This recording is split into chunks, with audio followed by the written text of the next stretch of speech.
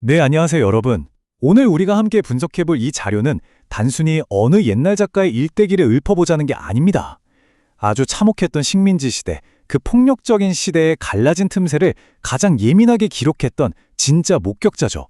바로 작가 백신혜의 삶과 문학을 아주 깊숙하게 한번 파헤쳐 볼 겁니다. 자, 바로 시작해 볼까요? 우리가 흔히 한국 근대 문학 하면 남성 작가들이 주도했던 무슨 거대한 서사나 굵직한 이념들 이런 걸 먼저 떠올리잖아요. 그런데 여기서 아주 중요한 질문을 하나 던져보겠습니다. 그 거대한 역사 속에서 쓰러져간 지워진 목소리들은 대체 다 어디로 갔을까요? 사실 백신혜라는 이름이 당대에 엄청나게 스포트라이트를 받았던 건 아니에요. 하지만 오히려 그렇기 때문에 그 누구보다도 시대의 균열을 날카롭게 감지하고 변방으로 밀려난 소외된 삶들을 진짜 현미경처럼 들여다본 작가였습니다. 이 작가의 삶을 보면요, 그냥 흔한 문인들의 전기 같은 느낌이 전혀 안 듭니다. 안전하고 따뜻한 방 안에 앉아서 펜만 굴린 게 아니거든요. 식민지 조선이라는 그 폭력적인 근대의 민낯을 온몸으로 들이받고 뚫고 나간 말 그대로 물리적인 여정 그 자체였습니다. 자, 이 타임라인을 한번 보시죠. 1908년 영천에서 태어났는데 당시 여성들한테 강요되던 그 온실 속 화초 같은 삶? 가차없이 걷어차버립니다. 1920년대 초반에는 교사이자 여성 계몽운동가로 뛰면서 식민 권력의 정면으로 맞서고요. 그리고 하이라이트는 1927년입니다. 20살의 여성이 단신으로 국경을 넘어서 시베리아로 가버려요. 상상이 가시나요? 1920년대에 말이죠. 진짜 당대에는 상상조차 하기 힘든 완전히 파격적인 행보였습니다. 이 1927년의 시베리아행, 이건 뭐 배낭여행이나 기행문수로 간 게 절대 아닙니다. 식민지라는 그 숨막히는 현실에서 어떻게든 벗어나 보려는 아주 실존적인 몸부림, 즉 탈주였고요. 동시에 완전히 다른 새로운 세계를 내 눈으로 직접 보겠다, 이런 엄청나게 급진적이고 용기 있는 시도였던 거죠. 그런데 이 용기의 대가가 진짜 너무나도 가혹했습니다. 홀로 국경을 넘었던 그녀가 귀국길에 그만 관동군에게 체포되고 마는데요. 아시다시피 당시 일제는 러시아 쪽이랑 조금만 연관이 있어도 잠재적인 볼셰비키 세력으로 몰아서 미친 듯이 탄압했잖아요. 백신혜 역시 밀정 혐의를 뒤집어쓰고 끔찍한 고문을 받게 됩니다.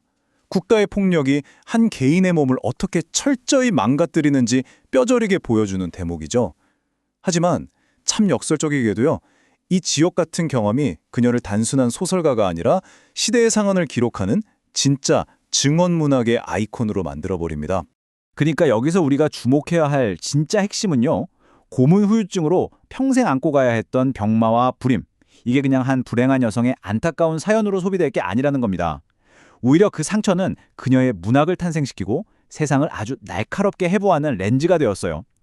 방금 보신 문구처럼 그녀의 문장은 머리에서 나온 게 아닙니다. 철저하게 고통받고 부서진 신체, 그럼에도 불구하고 끝끝내 굴복하지 않았던 그 서늘한 시선에서 직접 길어 올려진 거였죠.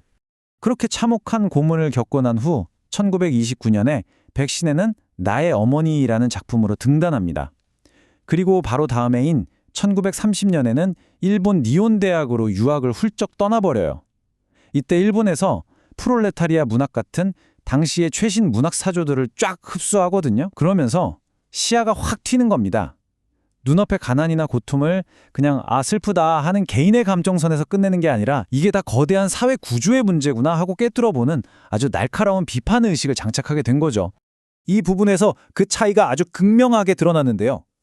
당시 사회나 문단이 여성 작가들한테 기대했던 게 뭐였겠습니까? 뻔하죠. 부드럽고 따뜻한 가정의 정서, 아니면 도덕적인 교훈, 이런 거였단 말이에요. 하지만 백신혜의 포커스는 완전히 다른 곳을 향해 있었습니다. 온건하고 예쁜 이야기는 집어치우고 찢어지는 가난, 구조적인 억압, 그리고 살아남기 위한 처절한 생존, 이 짐승 같은 조건 그 자체를 문학의 한복판으로 멱살 잡고 끌고 나온 겁니다. 그녀는 이 억압들이 어떻게 겹치고 꼬이는지를 기가 막히게 시각화해서 보여줍니다. 그녀의 소설 속에 나오는 인물들이 실패하고 무너지는 건요, 그 사람들 개인이 게으르거나 못나서가 절대 아니었어요. 식민지라는 거대한 착취 시스템, 거기에 가부장제라는 폭력적인 질서, 이 두 겹의 억압이 마치 맷돌처럼 그들을 위아래로 짓눌러버렸기 때문이라는 걸 아주 명확하게 고발하는 거죠. 자, 그럼 이쯤에서 다음 내용으로 넘어가 볼까요? 이런 그녀의 서늘한 비판의식이 가장 묵직하게 터져나온 결과물, 바로 1934년에 발표된 그녀의 최고 걸작 꺼레입니다. 백신혜가 세상을 어떻게 바라보고 있었는지 그 문학적 비전의 끝판왕을 보여주는 작품이라고 할 수 있습니다. 여기서 꺼레이라는 말은 러시아어로 고려인을 부르는 단어인데요. 그런데 이 작품 안에서는 그 의미가 훨씬 깊습니다. 단순히 이주민을 뜻하는 게 아니에요. 국경은 넘었는데 러시아 사람은 못 되고 그렇다고 고향인 조선에 살 수도 없고 진짜 어디에도 소속되지 못한 사람들. 정체성이 공중에 붕 떠버린 채 떠도는 뿌리 없는 존재들의 그 처절한 임시 삶을 상징하는 겁니다. 이 꺼레이라는 작품이 갖는 어마어마한 가치는 딱 이 세 가지 기둥으로 요약할 수 있습니다. 피튀기는 생존에 대한 생생한 실증적 기록, 우리 문학사에서 손꼽히는 초기 디아스포라 서사, 그리고 억압의 핵심을 찌르는 여성의 시선. 여기서 진짜 놓치지 말아야 할 포인트는요, 백신혜가 단지 이 불쌍한 사람들을 봤다가 아니라 이들을 어떤 방식으로 얼마나 서늘하고 묵직한 윤리적 잣대로 바라보았는가 하는 바로 그 점입니다. 먼저 이 소설은 그들의 고된 육체노동과 실존적인 불안감을 단 1도 과장하지 않고 있는 그대로 기록한 진짜 귀한 자료입니다. 상상해서 쓴 게 아니라 자기 온몸으로 겪어낸 시간들의 증명서니까요. 게다가 소름 돋는 건 이 소설이 1934년에 나왔잖아요. 그런데 불과 3년 뒤인 1937년에 그 유명한 고려인 대규모 강제 이주라는 끔찍한 비극이 터집니다. 마치 다가올 역사의 파국을 미리 예감하기라도 한 것처럼 그 전조를 서사 속에 고스란히 담아냈다는 게 정말 놀라운 부분이죠. 자, 그리고 여기서 정말 흥미로운 부분은 바로 백신의 특유의 그 날카로운 시선 말이죠. 그녀는 이 불쌍한 유랑민 전체를 막 하나로 퉁쳐서 영웅화하거나 대상화하지 않았습니다. 그녀의 시선은 그 짓눌린 집단 안에서도 가장 밑바닥, 더 낮고 약한 곳에 있는 여성들에게 꽂힙니다. 똑같이 굶주리고 쫓기는 신세여도 여성은 신체적 착취라는 완전히 다른 폭력을 통해 이중 삼중으로 고통받는다는 그 끔찍한 사실을 절대 놓치지 않고 끄집어낸 거예요. 백신의 글을 가만히 읽다 보면요, 참 이상하다 싶을 정도로 문장이 조용하다는 느낌을 받게 됩니다. 현실의 비극은 그야말로 태산처럼 거대한데 그걸 써내려가는 작가의 목소리는 너무나 건조하고 차분하게 쫙 깔려 있거든요. 이게 사실은 그냥 글 쓰는 스타일이 아니라 타인의 고통을 문학으로 다룰 때 그녀가 취했던 아주 심오하고 윤례적인 태도였습니다. 그녀는 일부러 툭툭 끊어지는 건조하고 절제된 어조를 택했어요. 왜 그랬을까요?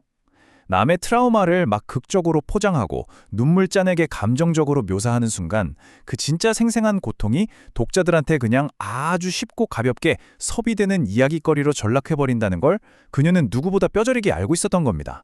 인용된 문장처럼 고통은 너무나도 쉽게 소비됩니다. 그래서 그녀는 차라리 덜 말하는 방식, 즉 침묵을 선택한 거죠. 그런데 참 기가 막힌 게 이 의도된 침묵이 오히려 귓가를 때리는 거대한 울림을 만들어냅니다. 작가가 말을 아끼고 텅 비워둔 그 여백의 공간을 소설을 읽는 우리 독자들이 스스로의 상상력과 죄책감으로 채워 넣게 만들거든요. 우리를 그 디아스포라의 끔찍한 현실 앞으로 강제로 멱살 쥐고 데려가서 정면으로 마주서게 만드는 겁니다. 백신혜 작가는 1939년 30대 초반이라는 너무나 젊은 나이에 눈을 감았습니다. 그 뜨겁고 치열했던 삶이 너무 일찍 끝나버렸죠. 하지만 그녀가 남겨둔 이 서늘한 기록들은요, 자칫하면 역사의 뒤안길로 영영 지워지고 잊힐 뻔했던 그 식민지 변방의 사람들을 우리 문학사 속에 아주 단단하게 못 박아 두었습니다. 그녀에게 기록이라는 건 그냥 고상하게 글을 쓰는 행위가 아니었어요.